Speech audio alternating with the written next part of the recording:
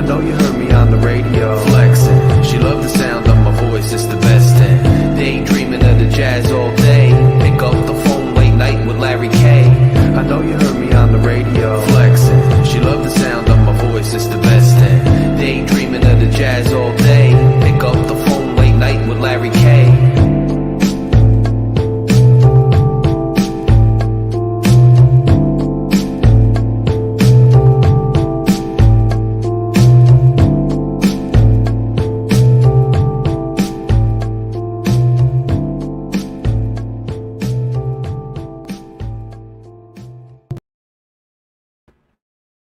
Fury fam, welcome to another episode of LG Shaking the Panel. I am your host, Larry K. It's a victory week. It's a victory Tuesday. We are getting hyped up. We are going to have a toast. We got some Prosecco. Shake is pulling out all the stops. We're going to do a little toast when he comes on.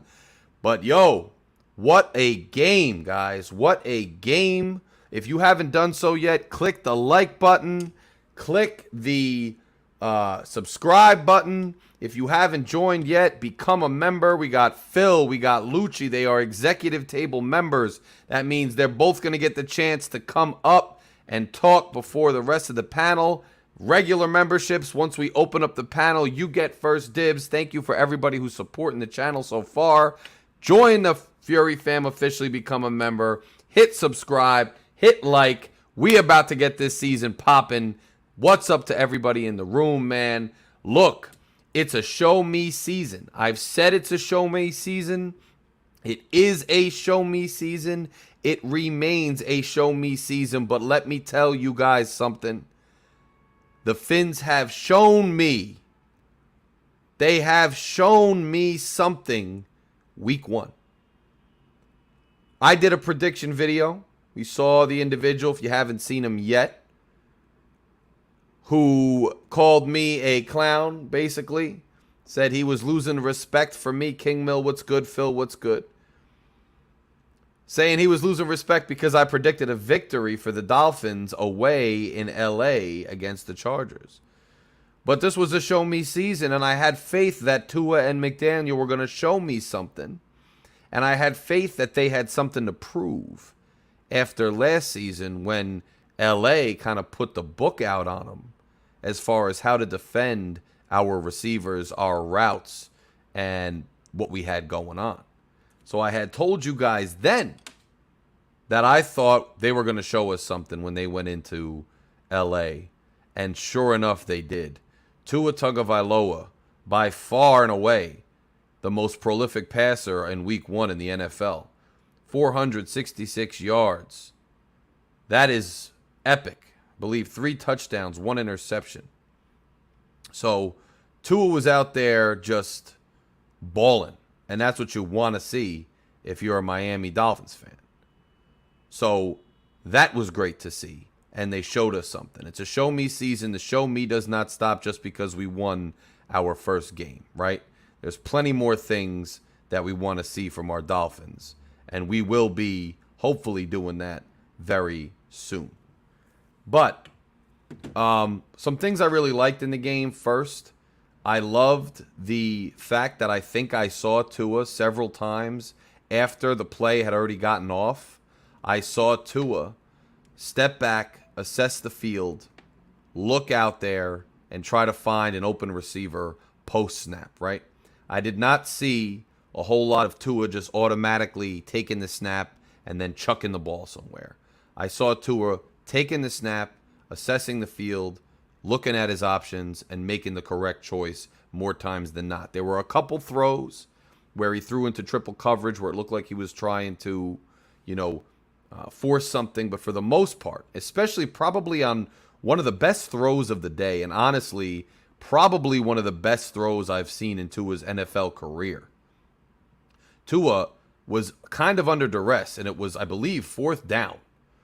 And he runs up into a gap in the line, and he finds Tyreek Hill, and then drops it perfectly like a teardrop into Tyreek Hill's breadbasket for the conversion into a first down. Later that drive, on 3rd down, where, look, I got to be honest with you. I didn't love McDaniels getting too cute again at the end of that game where we were in the red zone and it was under the 2-minute warning. The Chargers had 2 timeouts and they had been moving the ball effortlessly all game. We were running the ball fairly well. I didn't love how McDaniel went for, throws 3 times in a row there. Or how he went for a throw on first down, then try to run, and then it didn't work. It stopped the clock. And it gave LA too much time. Nonetheless, the play Tua made was brilliant, where it looked like a low percentage over-the-shoulder fade route in the back of the end zone. But Tua lays it so perfectly in Tyreek Hill's hands that there was absolutely no question it was going to be caught and it was a touchdown. And it wound up being the, decisive towards the end of the game points that we needed. Even though Sanders missed the extra point, we'll talk about all that. We'll get to that. Lucci's in the building. Phil and Lucci, the top 2 executive table members. Adam out there, Pam, regular Fury fan members. Make sure you join if you want to. Lucci will talk to you soon. Thank you, my brother, for the donation. Absolutely love it. The super chats are open, folks. Super chats are open, guys. There's not enough likes in here. I can't bring Shake up. I can't bring the panel up until we get more likes. We need more likes. Make sure you smash that like button. Hit that subscribe button if you have not done so already, guys. We got to get to 1,500 subscribers this season. There's no excuse why we're not there yet. We got to get to 1,500 subscribers. It's got to happen.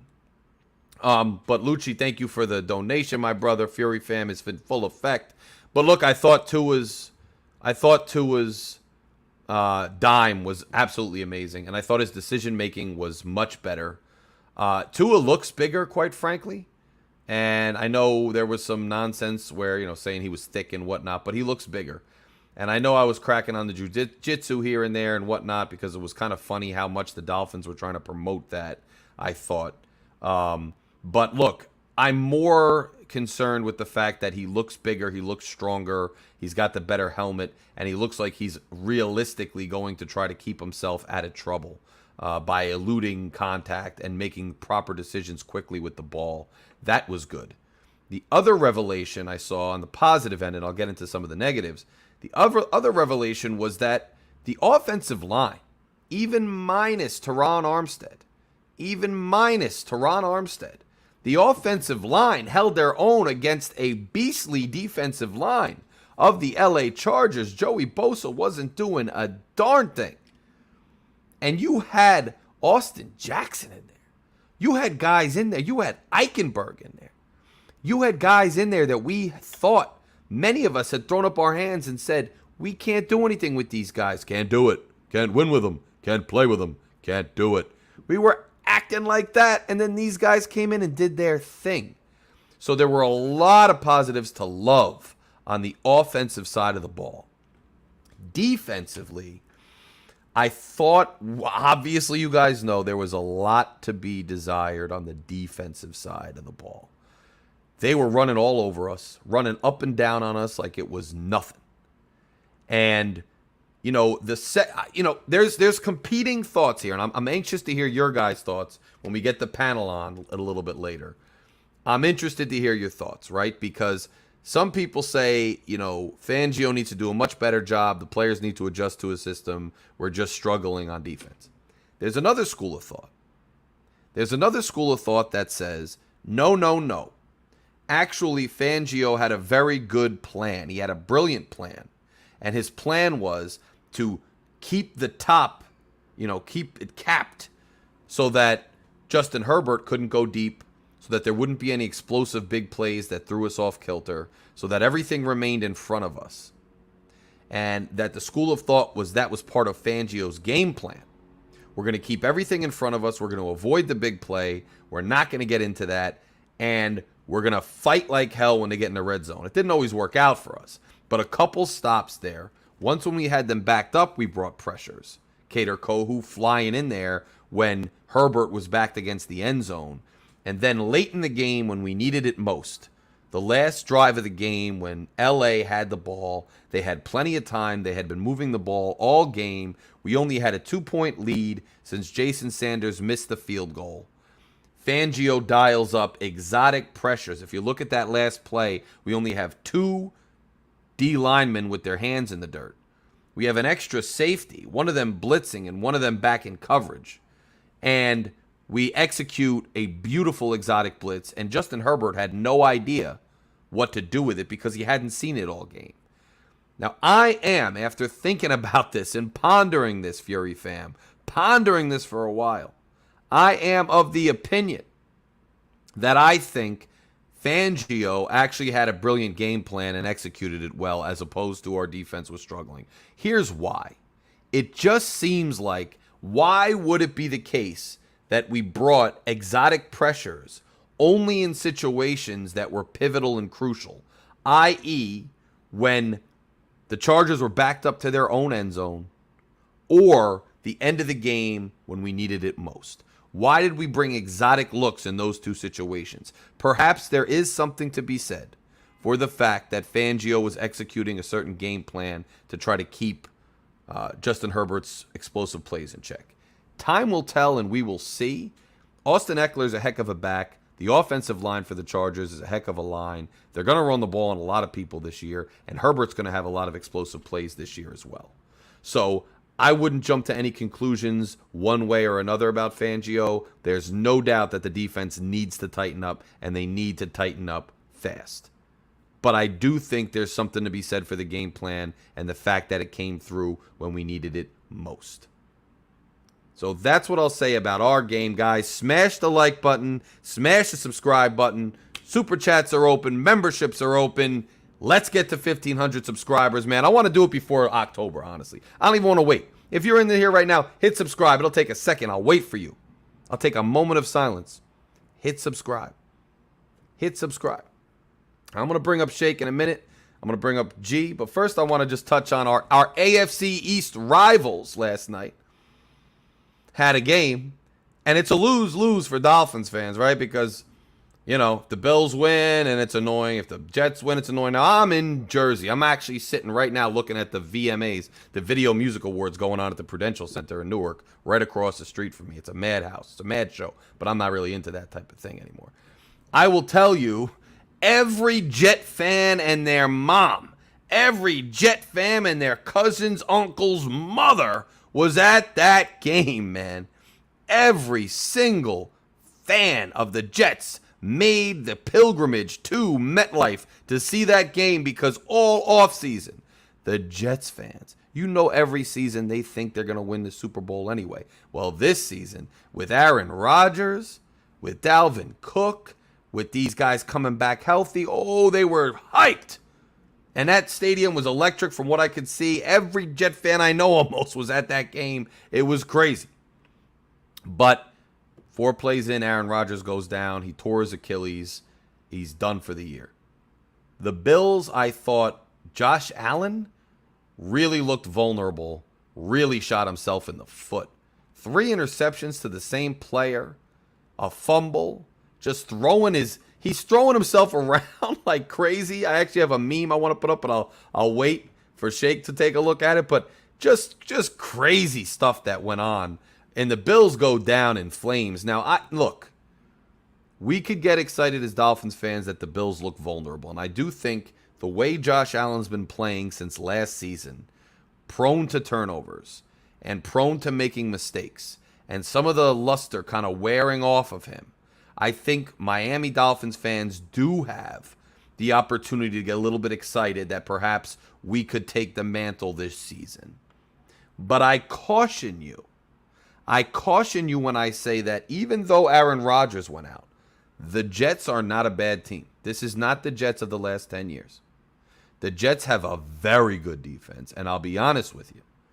Watching that defense against the Bills, the Jets scare me a bit because they are very physical on defense.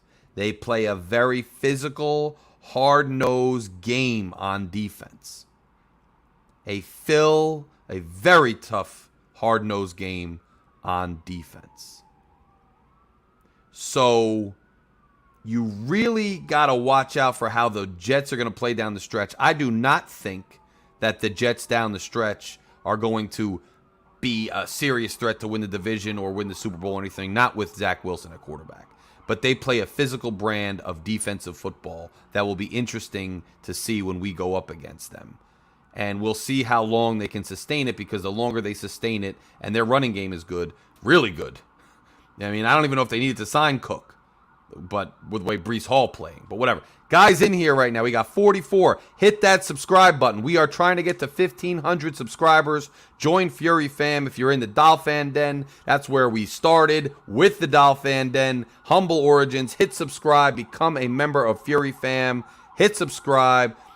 Join, become a member. Sit at the executives table with me and Lucci and Phil. Sit at the executives table. Chill out with us, man. The panel's going to open up soon. Come up and talk Dolphins football with us. But look, the Bills did not look good, but the Jets defense is very good. The Bills are on the road. Let's see how they bounce back, if they bounce back. David, man, I appreciate it, brother. I appreciate it a lot. But let's see how it all, unfolds as the season goes on. It's, you got to feel bad for the Jets because they I'm not saying anything or casting any aspersions on the Jets fans about the Aaron Rodgers industry right now, injury. You know why? Because last year Tua got hurt several times. And if Tua goes down anytime within the next few weeks, I'm not putting that bad karma out there. I'm not putting that bad karma out there at all. And Torrey says, now this is the king himself, the head of the Dolphin Den, the one who started the Dolphin Den, Torrey Day in Buffalo, New York. Epic bass player as well. This is the dude. So if you're watching from Facebook, thank him right now. And if you can, click on the video and come on over here and subscribe. But we air this show every Tuesday on the Dolphin Den. This show airs on the Dolphin Den. And watch out for my brief preview videos, which I will post exclusively to the Dolphin Den at the end of every week. I will do a short minute or two video on the Dolphin Den exclusively just for you guys in that group.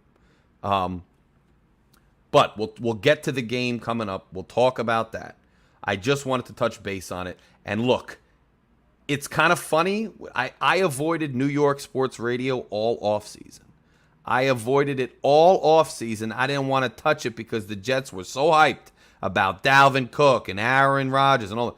Today, I had to turn on New York sports radio. I had to, because I had to hear what kind of craziness was going on there. And you know what I was met with? Giants and Jet fans, because the Giants got slapped. And I like the Giants. They don't bother me. But they got spanked by Dallas.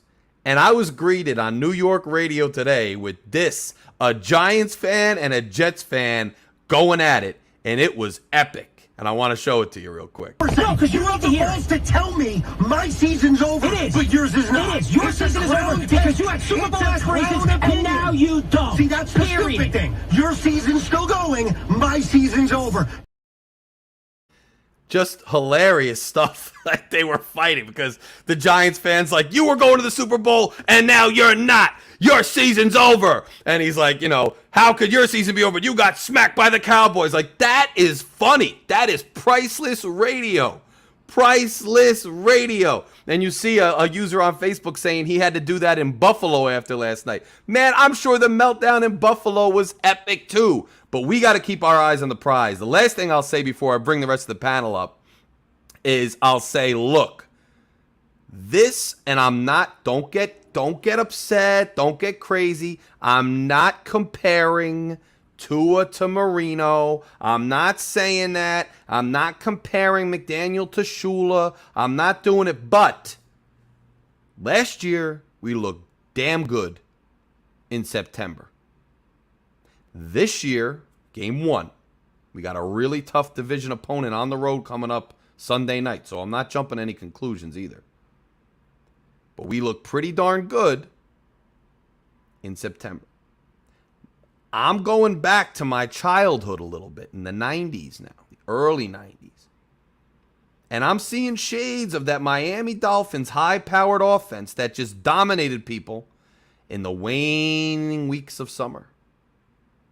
as September was fading out. And it's funny, Tori, you say Jets are mostly from Jersey. Actually, no, that's not true. Jets were originally from Queens. They played at Shea Stadium with the Mets, so it's Jets-Mets. It's actually Long Island, Queens. But Jersey people somewhat think that it's their team, but actually, there's a documentary out, if you follow it. There's a documentary out, it was awesome, it was by NFL Films about Bill Parcells when the Giants were the first ones to move to New Jersey.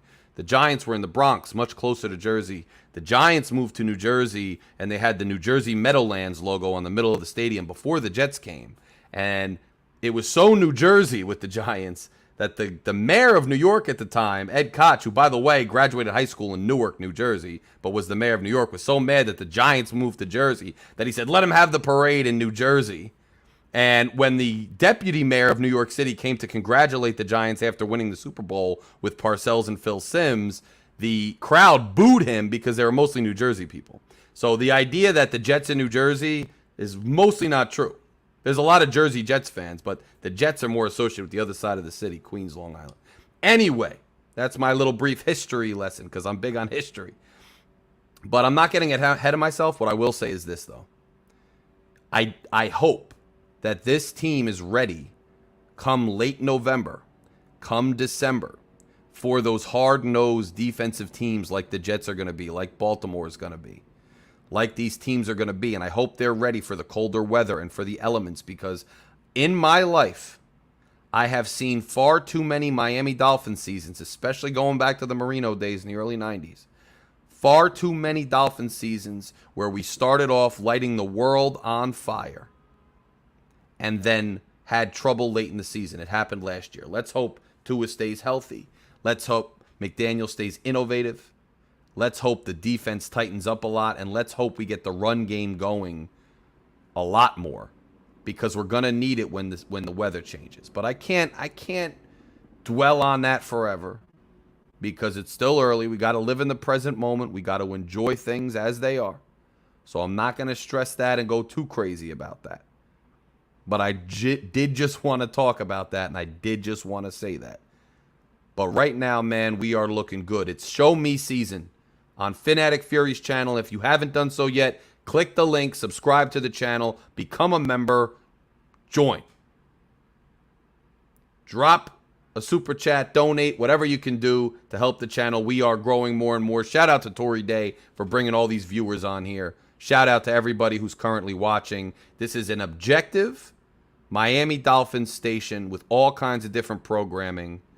And we talk about the Dolphins objectively. Week to week, we discuss the pros and cons, the ups and downs. You won't get a whole heck of a lot of insanity on this channel. You won't get a whole lot of bias. You're just going to get it straight. And right now, it's a show me season. And so far, McDaniel, Tua, the Miami Dolphins have shown me a lot of good. Let's see if we can keep rolling against the Patriots.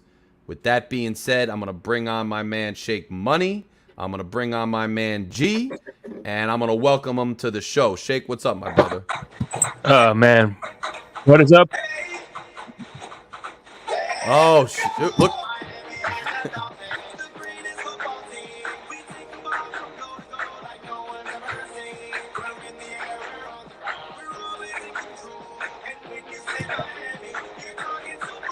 What's up, everybody? G is in full effect, man, because this is one of the first nights in a long time that G's not at work serving Pall Malls at the customer service stand. So he's got his glasses on. It's not sunny out where he is, but he's still got it.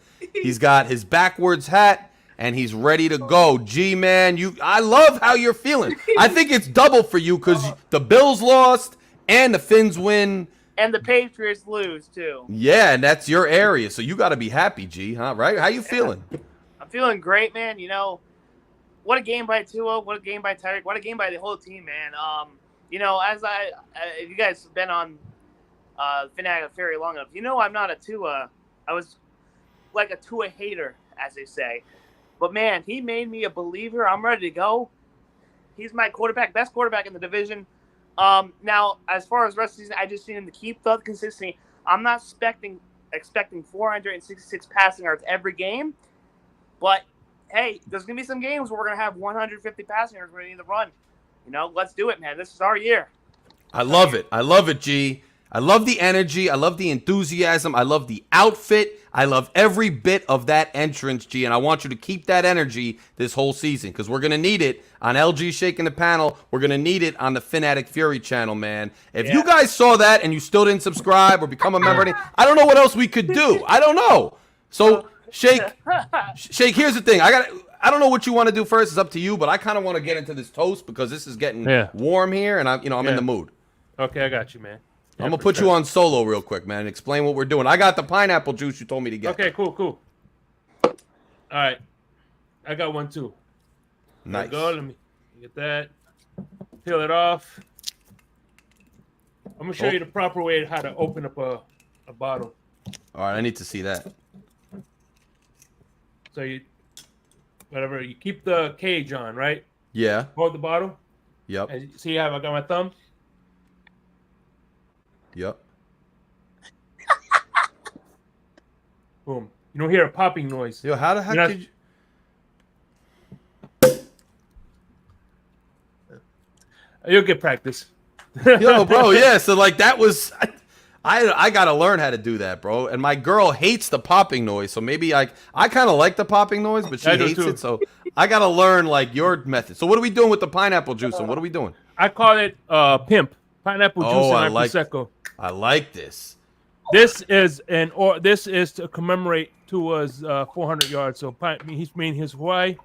Just add a little bit of pineapple juice in there. I love it. Trust me, you'll love it. Oh, I can't wait, bro. It sounds amazing. I'm trying to open this pineapple juice now. All right, hold on. All right. If you have fried chicken tenders. Ooh, that sounds good. That's a perfect pairing for that. I know exactly, bro. I could kind of visualize it now. You're right. I could see that. Yo, Phil. By the way, Phil, go on the comments section on this channel because I asked you for I need like a contact info for you to send you the link early with Lucci since you and him are at the executives table. So try to get me that info real quick so I can invite you in. But in the meantime, I think it's time to bring back a little old friend to this show. And I think you guys know what I'm talking about. The good. The bad. The ugly. Go ahead, Shake. So the good of obviously Dolphins winning 400 Tua with 400 over 400 passing yards. Another good, the Bills and the Patriots lost. Okay, now let's get to the bad. The bad is this. I don't like the snap exchange between the quarterback. That's bad. You know what I'm saying? Hopefully that gets better. Another bad is the run game was non-existent, even though somebody was telling me one of the reasons why the run game was non-existent is the Chargers defense was playing single high, so Tua had to take advantage of that. You know what I'm saying? If you're gonna play single high, yes. Why run the ball? Those are easy matchups to find. And then of course the ugly was over 200 yards rushing. That was ugly. We gave up 200 rushing and the rushing yards, and the Giants lost by 40 points. That's ugly. Bro, just in general, that is ugly, bro. That's really damn ugly. By the way, 2 fun facts I want to bring up. Last year, each division winner last year was 1-3.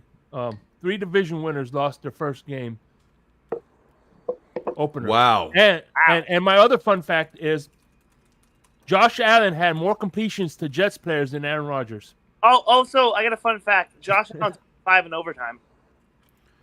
What happened? Josh Allen 5 in overtime. Oh, true. 5? Yo, he was bad. Like, bro, when they got the ball, I almost thought when the Bills won the toss and they wanted the ball, I almost thought it was a bad decision just because the way they've been moving the ball or not moving the ball, the way Josh Allen had been committing turnovers, I thought they'd be better off giving it to the Jets and trying to get a stop and getting better field position of their own turnover because I didn't think the Bills' offense was doing a darn thing against that Jets defense. That's just me. That's Josh Allen turning the ball over for you. Yeah, that's just brutal, man. Brutal. Josh, is that your new name for him? Josh Allen turn the ball over? The B word Allen. It's now Josh Allen turn the ball over, or Josh Al INT. One of those two will be his nickname. I love it. I hate that guy. Oh, yeah. No, I know you do. All right, so Shake, take us through. You had another segment you wanted to do this week, and I think we're going to make it a mainstay. So take us through it, bro. Yeah. Well, before we do that, I was at the shout out to Dolph Freaky, fan of the year last year. She has a watch party in Fort Myers, man, and obviously there goes me. Where is it? Here we go. Me and Dolph Freaky. I got with Bleezy. Oh, Everybody knows who Bleez was there, bro. Bleezy. Good stuff. Yeah, Bleezy. He won a nice. Hey, they have free raffles, so he won one. I didn't. Bro, win that's nothing. awesome. They Would had you some eat good- anything good? Good food? Yeah, I was Yeah, asking. Yeah, that they had that's calamari. I didn't eat that, but ate that. I ate some mozzarella sticks. And they're reasonably priced. This week I'm gonna be having the fish and chips with Kim Crawford Sauvignon Blanc. Ooh. Ooh. But I like that. speaking of chefs, man, Josh Allen is in the baking game. He has his own turnovers. Let me see. What's the other one? By the way, I forgot my main. Oh, no, I forgot my mainstay. I apologize, everybody. When everybody asks me how I'm doing, of course, you know it. Morning, Your Majesty. It is another beautiful day in Zamunda. Sir. Yes, sir. But anyway, it was a ripping. This game was a most ripping victory. But no, let me see the other one. The other meme.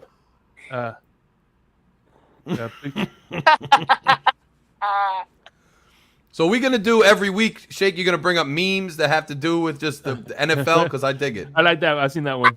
Be smart. Yeah, be smart, Josh Allen. A few minutes later, like he was every time Allen took a dive with his head. Every time the coach was like, "Stop it! Be smart! For crying out loud, Josh!" And Josh just goes and does something even dumber. Like he's like, "Josh, don't run out of bounds that way," and then Josh just throws his head into two guys. Like, what are you doing? This is completely out of control. Josh Allen was completely out of control. If I was a Bills fan, I would have lost it. Most overrated player in the league, man. Most overrated team. I'm glad people that are non-Dolphins fans actually got to see that we speak the truth, or at least I speak about the Bills. Most overrated team, most overhyped. Josh Allen, most overrated, super hyped. Oh, what you want to call me as Dolphin Shill? Then call me it. But that's just the truth. You all saw last night. Mr. Turn the ball over. Bills fans want to use Tua turn the ball over. I think Tua had 2 turnovers here on Sunday, and Josh Allen had like 5. So get out of here with that. Josh Allen turned the ball over. Yeah, bro. Like I said, yeah. I'm not trying to make fun of hey, listen, season injuries are one thing, but all I know is there's everybody has remakes they're coming out with, right? Well, Yeah. apparently Josh Allen now, I think he's focused on his movie career. Oh, jeez. 160s. Oh, that's so sad. And finally, I'm gonna end it with this meme, which was the best play of the night, the sack to seal the deal.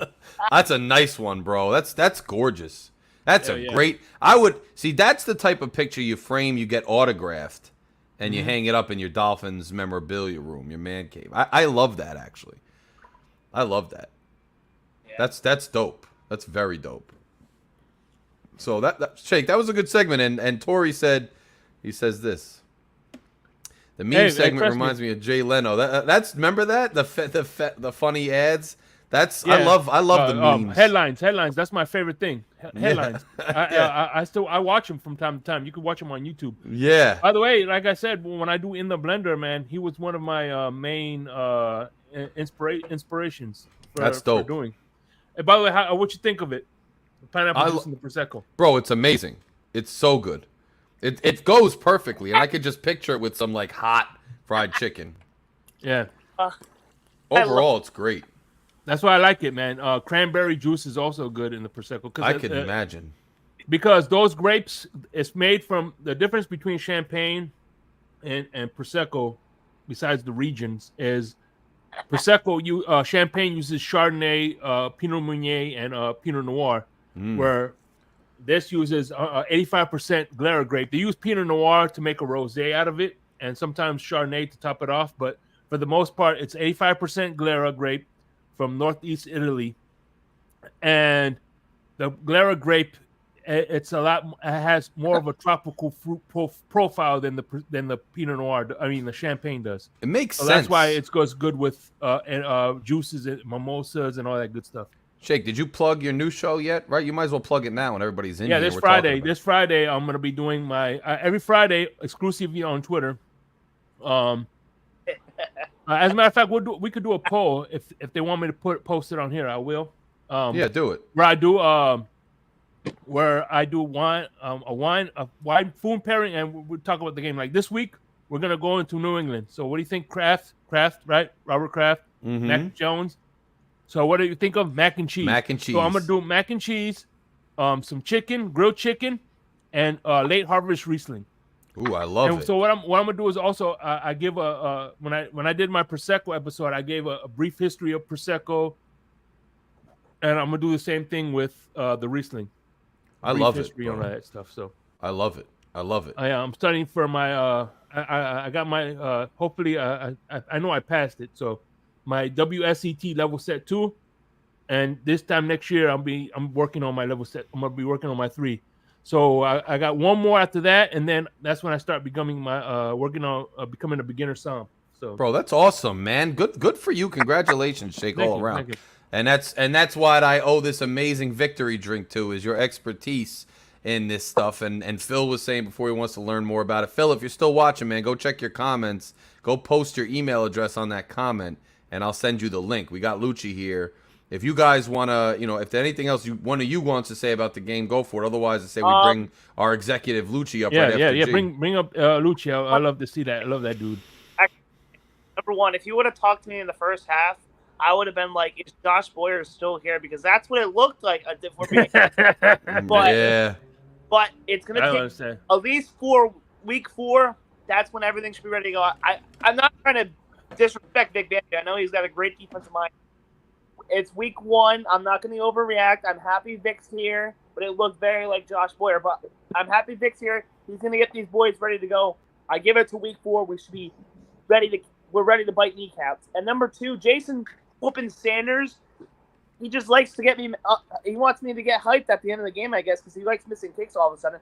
I wanted him to be cut after the game, but it's over. I was in that boat because I'm done with him.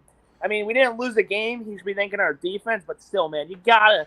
He made all 3 goals, but I just in the heat of the moment. But now that things calm, Sanders, just make your flipping kicks, okay? No, I think with Sanders, bro, at the end of the day, I got to be honest. Like, at this point with Sanders, we have to bring in competition or something. I mean, it's just not good enough. You know what I'm saying? It really, really isn't. It's just not good enough the way he's missing extra points. I understand that, like, he's been with us for a while and what else and whatnot. But at the end of the day, man, like, make your kicks, bro. You're paid to do one thing. I know he was great a couple years ago, but make your kicks, bro. I mean, really. Yeah. I mean, it hasn't cost us any games yet. I mean, right. I would still say just bring some jabroni off the street and have when Jason Sanders walks out, see some guy kicking, motivate him. Bring in somebody. If he won't do it, someone else will be glad to make the money. But hey, it's 1 week. Money Sanders will be back next week. Can't wait. Hell yeah. Right. All right, so bring Lucci up, and I got you finally here, Phil. I got you. So I'll send you the link too. Bring Lucci up. This is the executives chat. We're gonna do the executives chat every week first, ladies and gentlemen. If you want to sit at the executives table, join the membership top tier. Don't worry if you're a Fury fan member. We still love you. You're gonna come on. You're gonna get first dibs on the panel, and then everybody else who's tuning in, you can hop on the panel too. But we're gonna do the executives chat, and by the way, everybody who's at the executives table, I'm going to do a special executives little chat for the listeners, randomly. We'll plan it in the next couple weeks where we just sit down, chop it up live, and talk to the people. But go ahead and get Lucci up here, man. Here's my victory cigar, by the way. Ooh, I love it. See, I try to keep it slow during the week with the cigars, but otherwise I'll be sparking it up too, bro. Trust me, I know. I do too. I love it.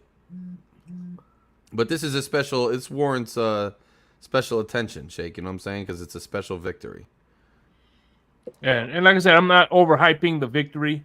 No, This is just a tradition. If we would have won week 16, we were 0-16, and we won the first, I would have popped it. I don't care where I pop when I pop it. I just open it. I always do that. Open a bottle, the first victory. That's it. Listen, I'm gonna celebrate every Dolphins win. I don't really care. You can call me Greg Carmer. Oh yeah, I celebrate all of them, but I'm just saying though, I pop open a bottle sparkling. I'm gonna celebrate every Dolphins win because Oh yeah. we are our only win of the season. We could lose 16 straight, and this is the only time I'm gonna celebrate. You know, I'm gonna celebrate every Dolphin win. I don't care how close it is, how much we win by. I don't care. I'm gonna celebrate. This is the time of the year. I only get to see the Dolphins for 17 weeks, unless they make the playoffs. You know, I'm gonna celebrate every win, man. well, the thing is, I celebrate everyone, especially that night. Like on a Sunday night, if we win on Sunday, I just enjoy myself. I watch the highlights. I kick back, watch the Sunday night game, watch the Monday night game. I come on here, I talk to you guys. I'm all hyped up about it and all that. But I know what Shake's saying, and I'm gonna keep doing that. But I know what Shake's saying as far as popping, you know, bubbly and getting all fun with it, and also being super hyped. My thing is, it's a show me season, man. SMS. I've been saying that's the theme of the season. So I'm hyped, but we got more games, and we got to see how we do. We got a tough road game. We got a tough road game coming up Hey, in New England. Hot right. If Curtis Weaver's gonna have a 10-sack season, where was Sunday against Tampa Bay? I had all 1:00 games. I had Washington to win, Cleveland, Minnesota. Who else was the 1:00? Jacksonville. I forget the other ones, but the one team that screwed me out of winning a little bit of money, the fucking Vikings. Unbelievable. This guy turns 21. He doesn't drink. He starts gambling. Great stuff for the kids, Greg. Gambling and dropping F-bombs. Thank you, Greg. But what's all gone? It's gone. I'm done for this. And by the way, real quickly before we get started, man, what you think of my first thumbnail attempt at the thumbnail? I dug it. I liked it, bro. It's gonna keep going. It's gonna keep progressing too. I loved it. I like the little logo and whatnot. I dug it into his hand. That was dope, bro. I love it. Well, let's welcome our newest executive table member, Phil, here. Phil, appreciate you, Phil. Phil, bro, thank you for the love on the channel and in general, man. So tell us, my brother, what's your thoughts on the game? How you feeling? Oh man, what a game, guys. You know, everything's not just the Dolphins game. Everything's going right. Rodgers is gone. Josh Allen sucks.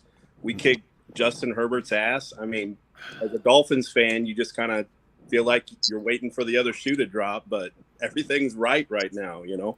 100% agree, my brother. And what do you got to feel good, Phil, about just generally what we saw from the coach, from the quarterback. The defense, needs some work.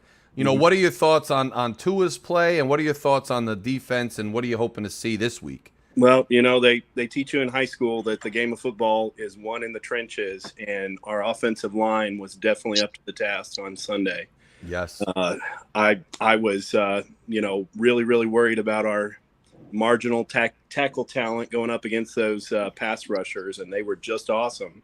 And when Tua has time, he balls out every time. And so the offense was great.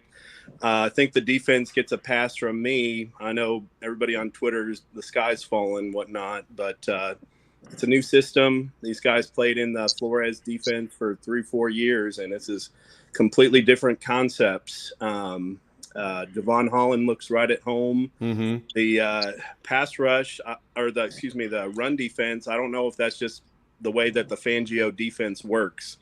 It seems like past Fangio defenses have kind of conceded the run to make sure that they got the pass covered up. So we might see a lot of teams run for a lot of yards against us, but at the end of the day, you don't win in the NFL running the football. You win in the NFL passing the football.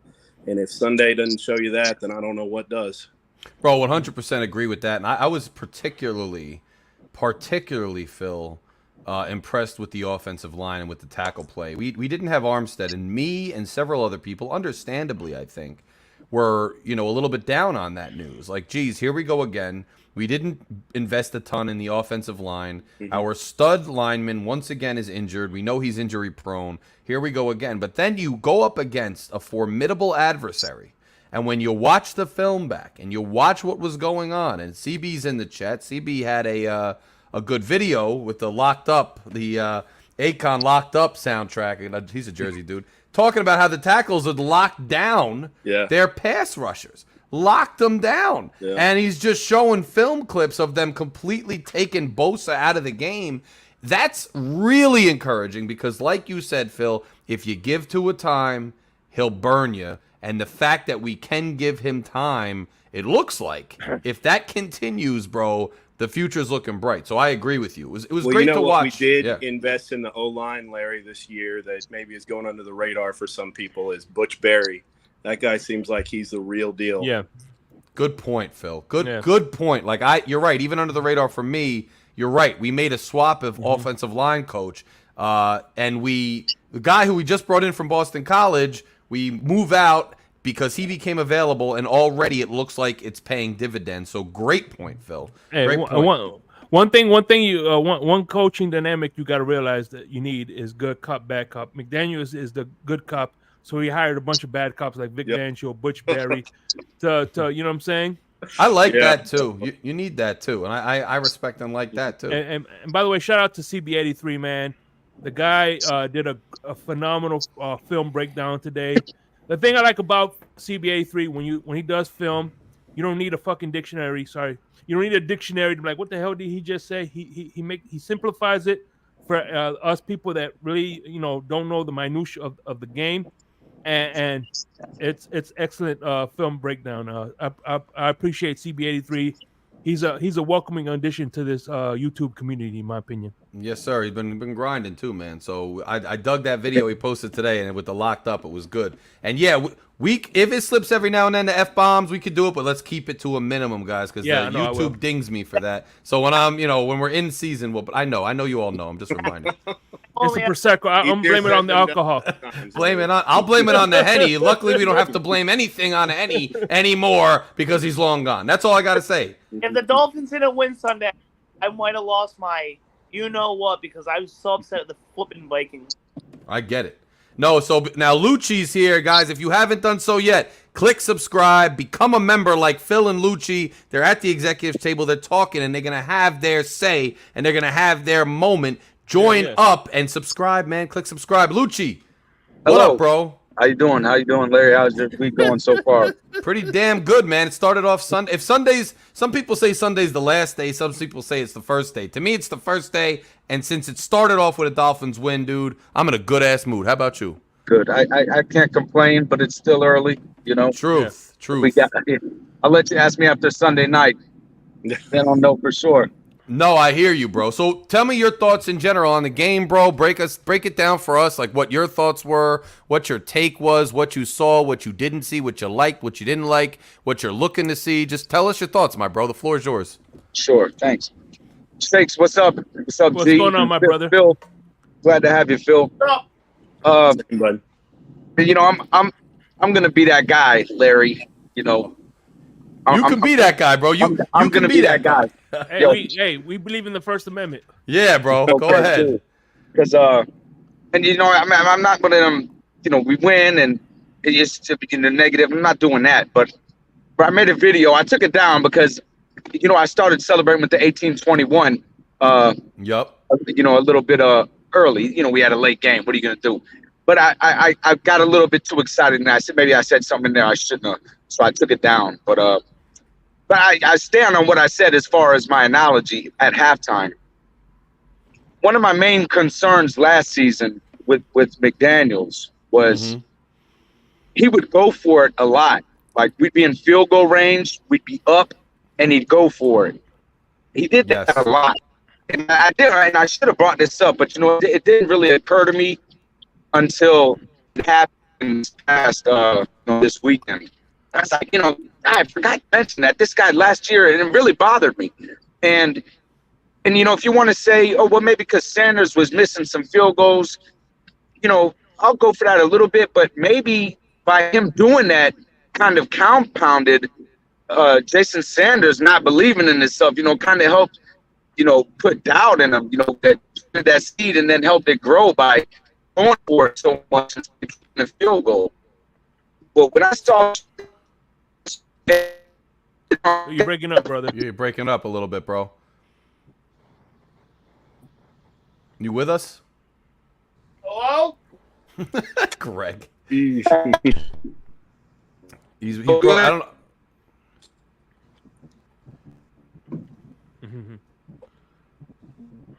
All right.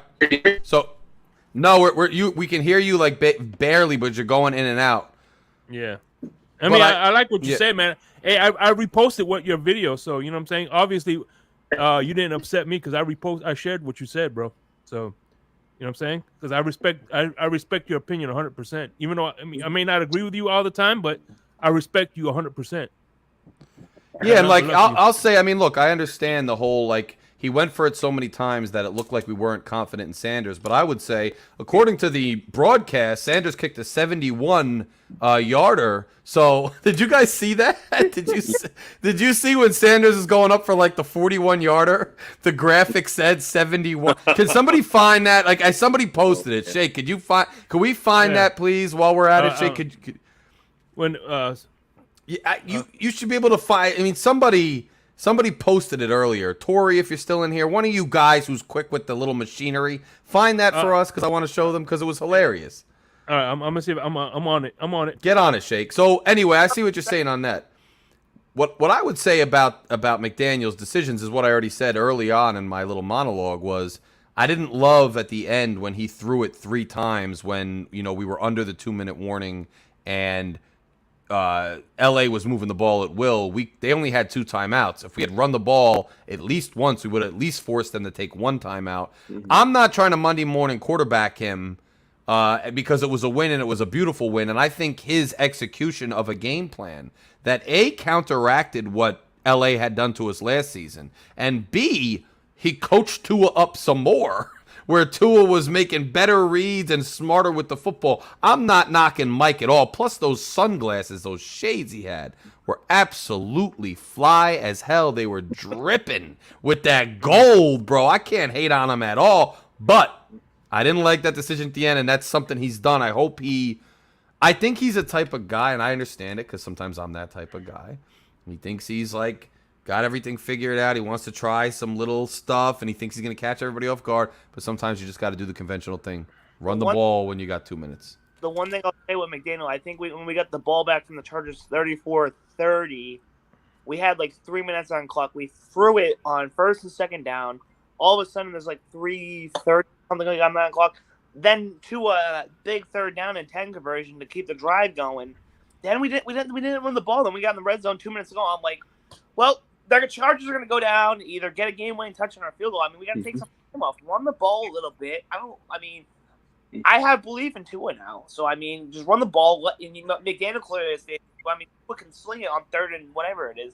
And then when we got that touchdown, I'm like, there it goes. And then Sanders missed the extra point, but then the defense. But then Fangio executed, like Phil was saying, he was giving Fangio credit. And I still don't know for sure, but I will say that if you're looking at the, power of deductive reasoning and looking at it, context clues, things like that, you have to see that when it was opportune, Fangio brought exotic pressures. And when it wasn't, he took the top off for Herbert. So as of right now, I'm with Phil. I'm kind of giving him the benefit of the doubt and seeing what we do against New England, who wants to run the ball, who has a whole different type of opponent. I want to see if he adjusts now. Now, do we start stopping the run and bringing run blitzes or having, 6-7 man fronts because Mac Jones we're not scared of? If he does that, then I know for a fact it was game plan based. We'll see what happens. But I'm curious because I thought the same thing as you, Greg. And then all of a sudden we bring these amazing exotic blitzes that completely knock the crap out of Herbert. So interesting. I'll tell you what, as a fan, it was good entertainment, right? Because back and forth all day, and then all of a sudden you're on bated breath, and you're like, they're going to drive it down. And then we don't just stop them. like on a little pass that was tipped or a questionable interference or running him out of bounds or plugging a gap. No, we annihilate him with epic, exotic pressure packages. So I don't know. It was fun. But Lucci, you're back, my bro. The floor is yours again, sir. I'm back like I never left. Can you hear me now? Yes, sir, we can. Yeah, Okay, yeah. so just I'll be quick. But so anyways, when we went for it on that, I'm like, man, our defense at that time, and I had to log off, so I missed what you guys were saying. I caught the tail end of it as far as Vic his schemes or whatever. Maybe they were letting him have the run, whatever the case may be. With these, the game's not. Oh man! Every time he gets to a good point, like I think he overloads the system with his prowess, bro. He just every time he's about to drop a gem, the damn thing cuts out. Like they don't want to hear the truth. Well, yeah, no. All right, try it again because we can hear you again now. Okay, you hear me? Okay. Yes. They don't want me to spread this message. Apparently not. Yeah. So anyways, I'm thinking, why go for it right now? I've given them the ball midfield. They're running the ball 90 yards with ease. So why would you give up that field position and go for it on fourth down? Like, I don't know. I felt like a lot of last year we played like, and when Tua was still healthy, minus when he was, and we were on a losing streak, Mike McDaniel would coach the game like we were in desperation mode all the time. And it's, I don't know, maybe it's his way of coaching, but to leave points off the board when you go for it instead of kicking a field goal or going for it on fourth down, it's like, I don't know, it kind of seems desperate when we don't need to be desperate all the time, And I just feel like made me nervous. And then you said it, Larry, it's at the end of the game, not running the ball at all, it's like, we're giving them, they got 3 timeouts and we're giving them the ball back with 1:40 on the clock. And it's just, some head scratching. And then, the fumbles, when they're hiking the ball, I mean, that just comes from, they didn't play Tua hardly at all in the preseason. And I get it. You don't want to risk them getting hurt, but that's what the preseason is for. You could practice all you want, but it's not like game time practice, in real life situations. And I feel like that had a lot to do with it. Like they just didn't have a lot of in-game practice.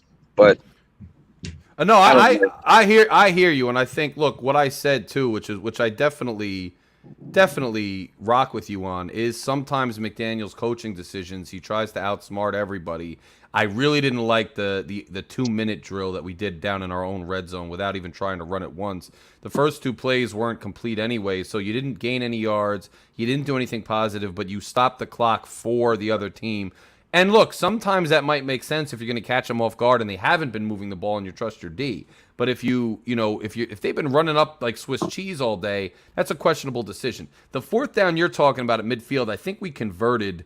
I get what you're saying. It's it's not a great decision per se. I think he probably just had a play he liked and it did work. So I think he's going to be aggressive. I think he's going to be like a Bill Belichick type cat who goes for it on fourth down more than a lot of other coaches. Whether it works or doesn't work, it's going to be for us to Monday morning quarterback, and I think he should tone that down somewhat, especially that 2-minute drill, because that was just kind of like, that reminded me, it worked out for him because Fangio called some brilliant exotic blitzes, and good for Fangio and good for us to win it. But it reminded me of the Super Bowl, with Seattle, where you have a running back, 2 downs to do it. The other team has no timeouts, and you throw it instead. And my father and I are sitting there watching the game saying that to each other, like, this is just like the Super Bowl. Now, we're lucky it didn't turn out that way. When he succeeds, he gets credit. When he fails, he gets credit. But I'm with you on insofar as he sometimes needs to tone down that. I think the general aggression he's going to keep up, but some decisions like that 2-minute drill, bro, he's got to learn not to do that.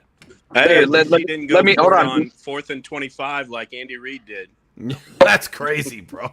Yeah, Larry, real quick, I remember reading an article in one of them ESPN magazines or something or another, and it was Richard in the boom, and what happened as far as that's what broke the team up ultimately.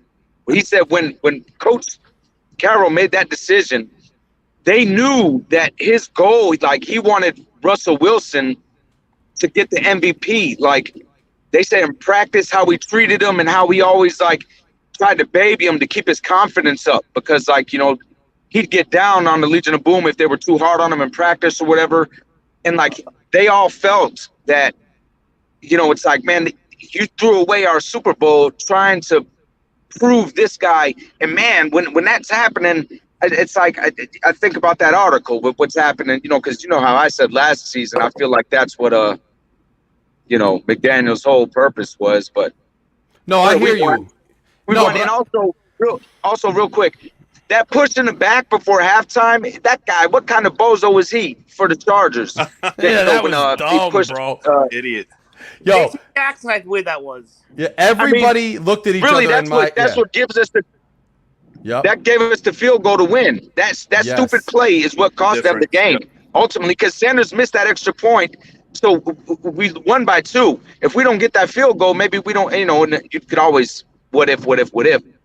But you know, we had a little bit of luck on our side. We lost by 1. What are you gonna do? We would have made the 2 PC on that last touchdown. I know. I think we would have figured it. But I'll say this. That was dumb because everybody in my, you know, in the house I was watching, we all looked around and like, we were going to be honest. Like if it was a ticky-tack call, I would have said it, but it wasn't. He threw him on the ground. Dumb play, bro. I know that's a dumb play, but I was cheering around. I'm like, that's a smart play. Thank you, sir. I know in my mind, I'm like, that's a stupid play, but I'm cheering because I was like, smart play. Thank you, buddy. But I was Speaking of PIs, I'm curious what you guys' thoughts are on those PIs on Xavier. I thought at least 2 of them, the ball was about 5 yards out of bounds, and I thought he was getting some serious ticky-tack calls. I agree with you. I think when we looked at each other in that too, and look, one of them, I forget which one, it was a hold. Like he grabbed him and slowed up his route. But the other 2, I think he got 3. The other 2, if I remember, were very ticky-tack. He's like, one of them, he has his hands, like, you know, anybody who's played sports, basketball, football, when you're playing defense, I've played, most of us have played, you can put your hand out to see where a guy is. That, as long as you're not changing his trajectory or altering it, but he was just putting his hand to see where the guy was. Ball was way out of bounds. The contact didn't alter his route, and they called it. I thought there was some serious ticky-tack stuff going on. Well, it drives me nuts. You know, I'm obviously a Miami fan, but Xavier is, you know, 6-7 years in the league. He's an elite player, and he gets called for PI all the time. And then compare that to that, you know, garbage OPI call they called on Stephon Diggs against Sauce last night. You know, Sauce gets every freaking call, and X gets called every time. I love that you brought that up because I almost forgot about it. I love that you brought that up because I almost forgot about it. I have to say, last night's game, and look, everybody knows I'm a Jets hater, bro. Let's just keep it real. I live in freaking North Jersey, New York. I hate the Jets. I don't blame you. But bro, that call. So at first you're looking like, and the announcers, Joe Buck and Aikman, will co-sign anything that happens on the field, but they're like, oh, he did push off, his arm extended. And I remember being open-minded, like, okay, maybe his arm extended. Let's see it. I look at the replay, and Sauce puts his arms on him well before he touches him at all. He barely pushes his arm off and catches the ball. That play happens in 90% of games across the league every week and is not called. I just want to say that yesterday, I'm not going to bat for the Bills. The Jets deserve to win the game because their defense was kicking the Bills up and down the field. And by the way, good for them coming through and winning a game when their starting quarterback goes out and they know it's for the season. I was at the Cincinnati game last year. Our team played hard, but we didn't pull out the victory on, you know, it was tough. Now the Jets were home. I get that. But they deserve to win, but all that being said, the referees and officiating in that game was terrible. I really thought that the refs were definitely being swayed in some way by the crowd or by the narrative or by the hype or whatever. It seemed like they really wanted the Jets to pull that out because there was so much fanfare behind it. And you know what? Being a New Jersey, New York guy, I get it was 9/11, and for that I respect them. Like, you know what? The Jets deserve to come out and kick the Bills' ass up and down the field. But that call was crap, and a lot of the officiating still was rough this year. Yeah. So far. By the way, I found this meme. By the way, I couldn't find. Here we go.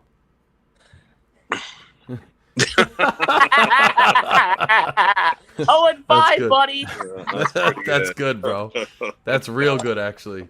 I hate that guy so much. But anyway, to your point, Phil, I don't want to get off on a tangent. I agree with you with X. I mean, I by the third PI call he got on Sunday, that crossed my mind as well. At what point is this guy going to get veteran respect as a cover corner? And let's be real, right? It's not just the refs. At what point do you ever hear any hype about X, really from anybody in the media, the football media, the YouTube personalities, really anybody? X, as much of a ball hawk as he is, as great as he's been in creating plays, and he single-handedly really won us the Patriots game last year, the guy doesn't get any respect or hype, and the fact that the refs are calling ticky-tack calls on him like he's a rookie going up against Calvin Johnson or Randy Moss or Chris Carter is BS, and I think that's a valid point. I'm glad you brought it up, so just wanted to shout that out. Yeah. DD and I hope they do call more because if you look at Sauce Gardner, he holds a lot. Oh yeah, every time, and he's just the golden boy now. Yes. It's ridiculous. It really is ridiculous. Guys, you're in here, 32 people in here. Click subscribe. We're going to wait for you. We're going to give you not even. We're going to give you a half a second to click subscribe because that's how long it takes to click subscribe. We're waiting. Yeah. Click subscribe. It's right here. Click it. Yeah. Operator standing by. Click subscribe. One more question I have, and then I got to jet and go eat dinner with the fam. No problem, my brother. I appreciate you, by the way. What do you guys make of this whole Andrew Van Ginkel playing the whole freaking game over David Long Jr.? Do you think that's scheme specific? Do you think David Long just sucks? I was shocked about that. I think it was scheme specific because I think he's probably either better coverage or just he matches it well against the running backs, which they got 200 yards. So I don't think he was that much of a good of a matchup. Yeah, I mean he played 2 minutes a game or less last year, and he's our starting middle linebacker now. Well, I think Van Ginkel, look, so first of all, Van Ginkel was gone, and he had even posted like farewell Miami stuff on his social media at the end of the season. When Fangio got hired, there was a story that came out that Fangio personally called Van Ginkel because he wanted him to be part of the defense.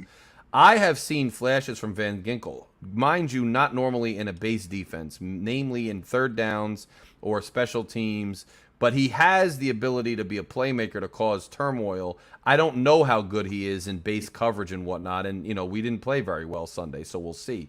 But I think whether it's scheme-specific, if it's scheme-specific, I guess my point is I don't think it was game scheme-specific. I think it's Fangio scheme-specific, and he likes the kid. Let's see how it turns out. But from my understanding, Fangio personally called Van Ginkel to convince him to stay in Miami because he had plans for him. So I think we all love Andrew Van Ginkel, rushing the quarterback, but it's just weird to see him playing starting middle linebacker. Agreed. Yeah, agreed. So we'll see how that evolves. I know Fangio likes him. I don't know why he thinks he's suited to be middle linebacker, but he likes him for whatever reason. Yeah. Thing with Greg, Greg's kind of like the Joker. Like he just has a tick where he'll just come out laughing, and you don't know why. But he'll just do it. Is it the wacky to Becky? Oh my God! This guy thinks Zach Wilson's gonna take him in the January. Who said that? Some guy on the WFAM, I think it's called. Oh, WFAN. Yeah, I don't know his name. He said that Zach Wilson's going to take them into January. Actually, that's hilarious. Yeah, actually, you know who he reminds me? Actually, now that you said that, he reminds me of. If you ever watch Batman the animated series, that's what he reminds me of. That's Mark Hamill. Mark Hamill. Yeah, that's Luke Skywalker as the Joker, which is a lot to say about Greg right there. You know what I'm saying? Yeah. So. Yeah. Well, fellas, I better jet. Hands up. We'll chat with you guys next Tuesday. We'll be 2-0, and my over/under is 3.5 sacks on McCorkle next week. I love it. I love it. Phil, thanks again for being an executive member, my bro. We'll talk to you soon. Take care, fellas. Later, Much bro. love, brother. Yeah, so just so you guys know who are out there who are listening, Lucci and Phil are executive members of the Fury Fam. They signed up for a membership, and that's why they're going to come on every Tuesday and talk to you and get their own time in the sun. But you guys can join any membership level. Basic Adam is a member. Everybody's a member. And now's your chance. We're going to put the link up for you guys to hop on the panel. But click subscribe and become a member, man. And let me tell you something. One of the reasons will help with the membership is we'll upgrade the StreamYard. And we'll be able to do better things with once we upgrade the StreamYard, we could do a lot better things, better pre-record videos, longer times, you know what I'm saying? So I think by joining the Fury Fam, we could make some improvements to make the show go a lot smoother. So Yes, sir. Yes, sir. So click subscribe, become a member, man. And we got a lot of perks. You guys saw the pilot episode up there. Saw people watching that. We're going to have some executive member chats. We're going to do a lot of things, man. So join up. Go ahead. Did you get any comments on the pilot episode? Yeah, Pam commented, and we got like a bunch of likes. So the members watched it, man. It was a hit for them to see us kind of fumble around trying to do the first show. So it worked out, man. I'm going to have more comments. Show you guys my little studio setup in the next week or two. And where this background, what it really is, contextualized just for the members. Exclusively, the members are going to get to see the rest of this view here and going to get to see a little bit of behind the scenes. I'm going to put that up for you guys this week or next week. So join, and that's every member. Join, become a member. Starts as low as, like, I don't know what it is, $2 a month or something. Join up, and you get all those perks. But if you haven't, member or not, click subscribe right here. Please, subscribe to this channel. We got to get past... We got to get past 1,500 subscribers this season, hopefully before October, and smash that like button. Let's drop the link, man. Let's see if anybody wants to talk to us out on the panel out here. I just dropped it in the comments. The link's in the comments. You guys want to hop up on the panel, give us your thoughts. We're going to try to do it in orderly fashion. Instead of having 10 people yelling at each other, we'll bring up a couple at a time and let you guys talk to each other, and then we'll cycle it out. But the link is there. Join the conversation, man. I want to hear what you guys think about last week. I want to hear what you think about the upcoming week. I want to hear, in general, your thoughts on the Miami Dolphins. And remember, this is a show me season, man. SMS, show me. And they've shown me a lot so far. Now, the next test that's a division rival. Now, Greg, rumor has it you might go to this game. Tell us about that, bro. So, yeah, I might be at the game. My dad sent me a text while I was taking in class. He sent me a ticket. He sent me a picture with like $200 for $100 for 2 tickets. We might be there. It all depends what he decides to do. I told him, tell me Wednesday, Thursday. I'll go to the bank and we'll get that money. Okay, get the money because I have the money to go. But he told me as we were talking about it. Last time you've been there, every time he's been there, pretty much the Dolphins end up losing. Might go. It's all up to him and whatever he decides. I'm fine. I mean, listen, if I can watch the game at home. I mean, either way I go, I get to meet Tua, maybe meet Tyreek, maybe meet Mike. Could be an amazing time. Even if we go to lose, if I go there and lose, I just hope it's a great game. Even if I have to watch it here, it's going to be a great game either way. I hope I'm able to go. We'll see what happens in the coming days. If I'm there and you see me, come say what's up. I'll be glad to meet you. Yo, if you're going to the game and Greg's and G's going, and G, let me know on Instagram if you're going, because what I'll do is, if you send me a little quick video like, yo, I'm gonna be there, whatever, I'll post it on this channel, so then people could hit you up through the channel and come meet you. More than likely, I'll be wearing a Tua jersey with a rainbow hat. More than likely, probably not sunglasses, but I'll. Yeah, no. If you want to come and say, hey, what's up to me, I'll be more than glad to say what's up. That's dope. Yeah, so if G's going, we will 100% give you guys notification in case you're in the area. Now, G, so I think personally your dad should go to break the curse because I'm liking our chances this week. I'm not saying look, it's a division game on the road. You never know what Belichick's going to do. He's probably been stewing over us for a while. I'm not taking anything for granted, but, you know. That's the thing I'm worried about, divisional games. I mean, I was looking at the schedule and looking at the teams that played on Sunday and Monday. I mean, I got a little, maybe too extra hyper. I think we can go undefeated this year. I mean, that was my overreaction. We can go undefeated just by how teams played. But the division games, I'm a little worried. It's Belichick, it's the Patriots, it's Foxborough. You know how it goes in Foxborough. Refs always, do something to screw us over. But, I'm worried about the game. I was worried about the Chargers, but knowing how we play, I'm kind of less worried. But it's Mac Jones. I know. That's what I thought too. I know. I'm very worried about it. This could be like a sticky revenge game. But he did nothing last week apparently. But it's He didn't. a game. It's Foxborough. Anything goes pretty much there. But I'm excited for the game. If I go, I got friends who are Patriot fans. We'll be talking back and forth. Hopefully, I'm personally not talking trash because what happens. Bad karma goes my way, and I get shit on. No, I know you're not. But so Greg, how far are you from the stadium? I want to say like an hour or 2 hours. It's not bad at all. Because I think we might take the train up there. Yeah, that's not bad at all. No, I think it's like an hour or two away from my house. Hold on, I can pull it up right now. Pull it up. I'm curious. So is a lot of people in your area Patriots fans? Oh yeah. Yeah, I figured. There's hardly any Dolphin fans. I mean, I sometimes see some at work, once in a while, but there's hardly. I have one at work. I haven't seen him since last Sunday in the morning. He seemed like he was like me. I don't want to wait till the I hate the 4 o'clock games, but he's like an older guy. I got there's a lot of Dolphins fans in New Jersey because none of these teams will claim New Jersey. They call themselves New York. I've gone through this so many times. I went on to it in the blender when I was in the blender. Mm-hmm. But it's like, yo, we got a lot here. And my girl's from actually New York proper, and we're going around places, and she's seeing all these Dolphins fans. And she's like, Jersey has so many Dolphins fans. Say, yeah, the MetLife takeover is mostly Jersey people. And PA in New York. What's up, Craig? Apparently, I just put my address, and I'm not going to say my address because... No, do not do that. We got creepers. You never know. It's like 43 minutes away from my house. Dude, see? What on earth? You live right around the corner from the stadium, man. Yeah, that's what I thought. I thought you lived close, bro. You got a ton of freaking Patriot fans around you. Yeah, I hope you go, and I hope we win for you. I hope you get to go enjoy and see it. If I go, I'm not going to talk. I'll be like, let's go. Stop this. I'm not going to talk. Smack. I'm not going to ask because I know how Patriot fans are, especially when they get a little tipsy, but... Well, you listen. I've been. Anyone throws beer at me, I'll go hands. You want to throw shit at me? No. So one of the things is I always have a rule because I go to a lot of Jet games against the Dolphins. I mean, I've been going to almost every year Jets Dolphins since I don't know 97. I don't know. So my point is, and I got to the Giants games versus them. My point is on away games. When I go to an away game, and I've also been at Boston College against Rutgers in Boston, when I'm an away fan, I cheer them, but I keep quiet and respectful.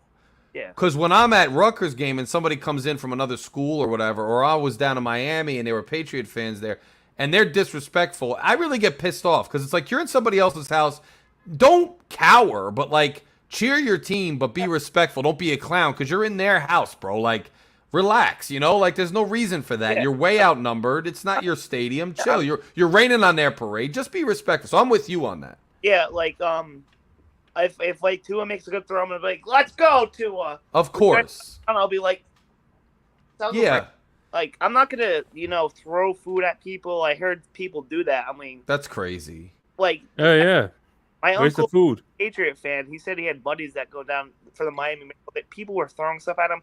Dude, you throw anything at me. I mean, you can talk all you want. I mean, I'll ignore it. But you want to throw stuff at me? You want to go to war, bud? Let's go. Well, you know what I think it is too. I keep my mouth shut. In DC back in 2016, when I was a little lad, I mean, I didn't know what I was getting into, so I just kept my mouth shut. You gotta because the thing is, too, it's always a few, people, the minority of people that want to act like clowns. Most people at any game, and this is true at Jets games, most people are cool. Yeah. And most people are just, cheering for the team. They might roll their eyes. They might talk some junk, when a play happens. But most people are not trying to fight. But you see all these people all the time, every week. There's people out there that are fist fighting and throwing things and getting thrown out, and then they get banned for life. People are getting hurt. And it's not worth it, bro. It's sports. The only thing that's... It's silly. It's just silly. I don't like that on any level. We're all there to see entertainment. We all paid money for the ticket. We all root for our team. We're all fans of the sport. You know what I'm saying? It's unnecessary. So I think you'll be fine when you go anyway, Greg. But I hope you go and I hope you have a good time and I hope we win. Yeah, I hope we do win. I'm not gonna Once again, I don't like to talk trash in front of people. On my house, I'll be like, "Yeah, f you, Mac Jones. Glad he got sacked there." But I'm gonna just be like, "Good play, good play." Well, that's the thing. You don't also scream out like "You suck, Jones!" Oh, and like get loud. Like now, the only exception to that is you kind of saw it actually in LA. If you guys saw, we had so many Dolphin fans in LA that it was almost half and half. Oh, yeah. And when it's that sparse, or when the other team's so bad that they already left, like all their fans walked out, then you could get loud on defense. Then you could make a little bit of a thing out of it. But until that happens, you should just stay in your lane, cheer, and respect the house that you're in. You know what I'm saying? Yeah, Dolphins end up losing the game to the Patriots. I'm there, but like, good game, guys, good game. Yeah, Is game. Miami in Philly this year? I Yeah, think they are. Yeah. See, As a matter of fact, they're doing Stephen D is called the Philly Invasion. So I have been to Philly many times, but I don't go as much as I go to New York because I'm way closer to New York. But I have never been to a Philly game as a visitor, and I heard some bad things, but I also heard that if you're like a bigger dude who knows who he is, they don't really mess with you. I'm a big dude. Yeah. But I don't know if that's water I want to tread into because they're so nuts from what I understand.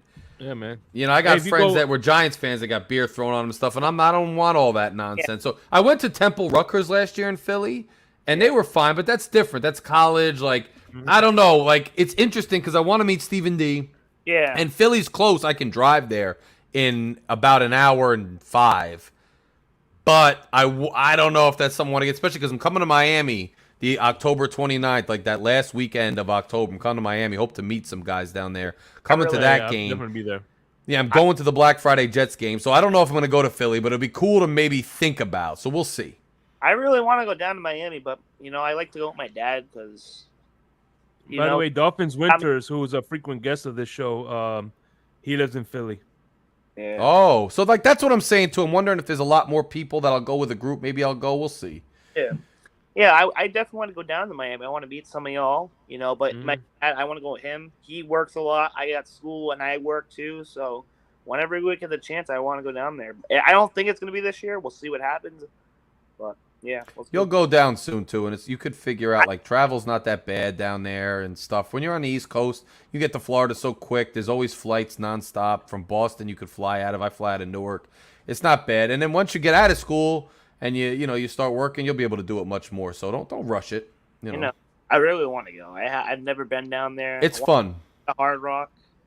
So when you first go there, if you've been a fan for a long time and you haven't been there, it's like going to the Mecca, man. It's like Miami's a great tailgate scene. It's a great stadium with a lot of amenities, like places to grab drinks, food.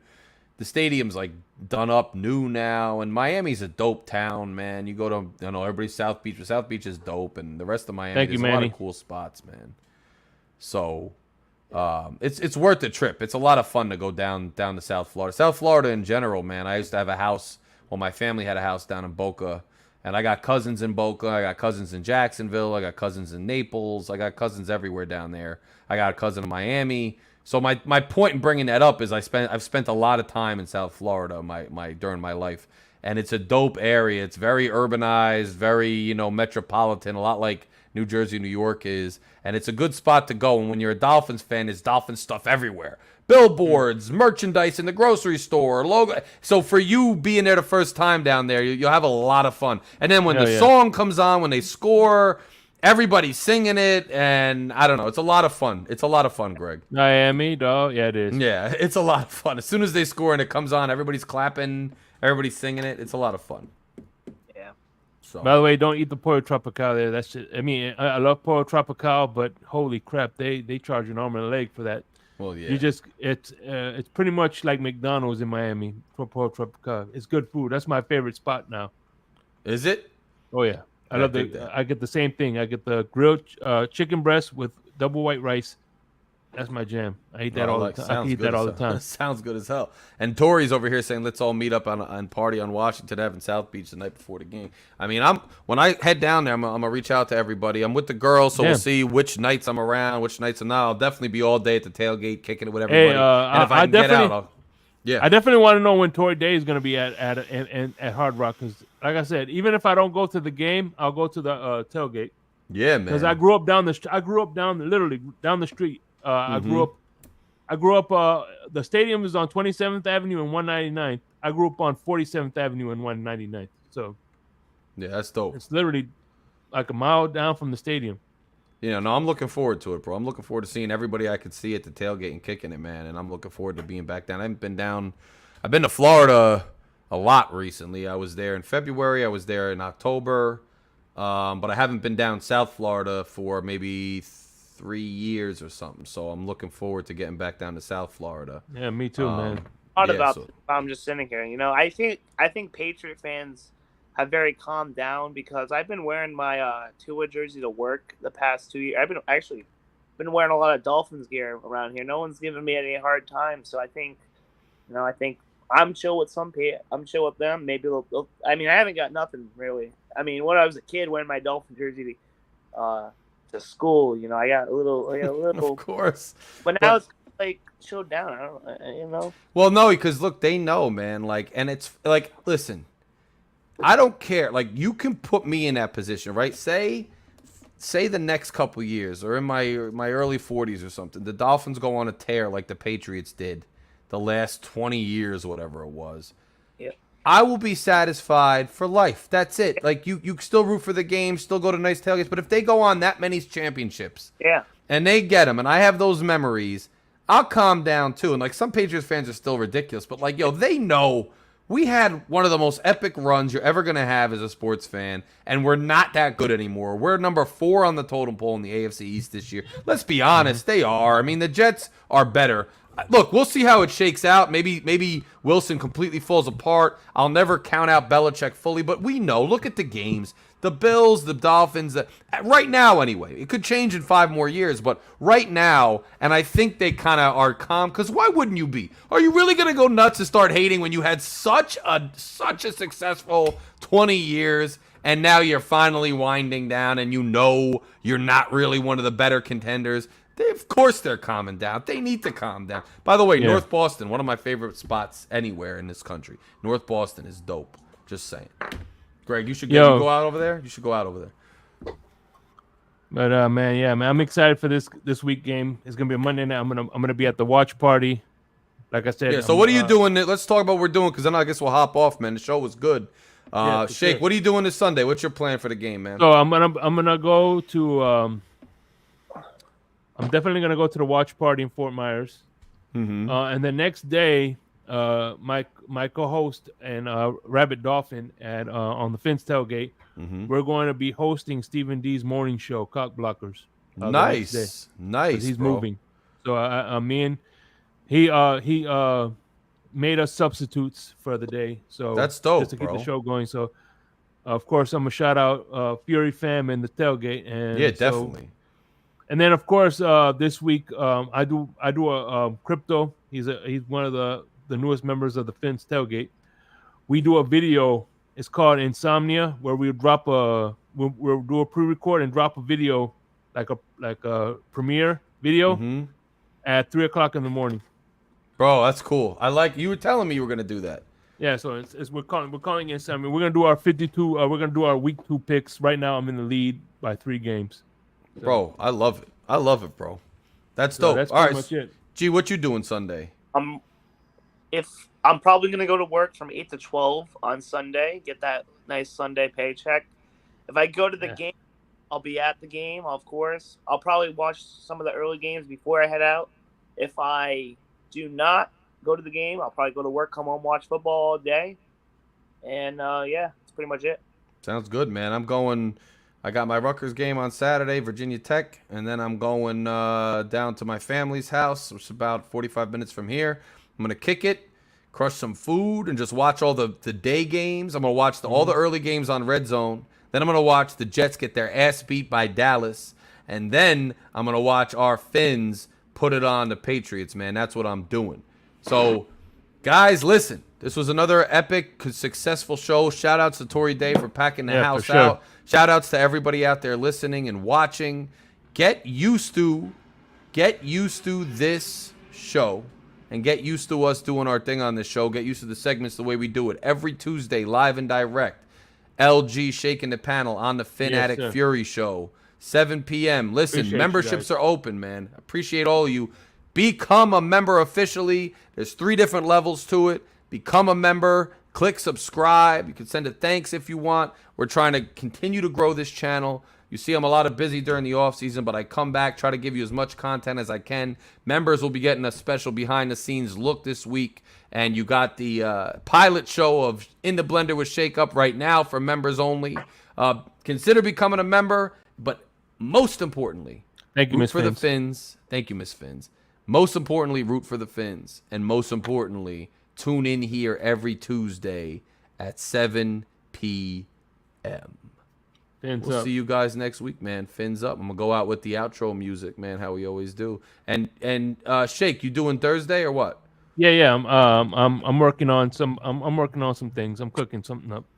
So Thursday, man, see what Shake's up to, man, and we'll see you guys next Tuesday. But I'll see you before then. I'll tap in. I'll tap in Sunday or before. See you guys later, man. Peace. Out.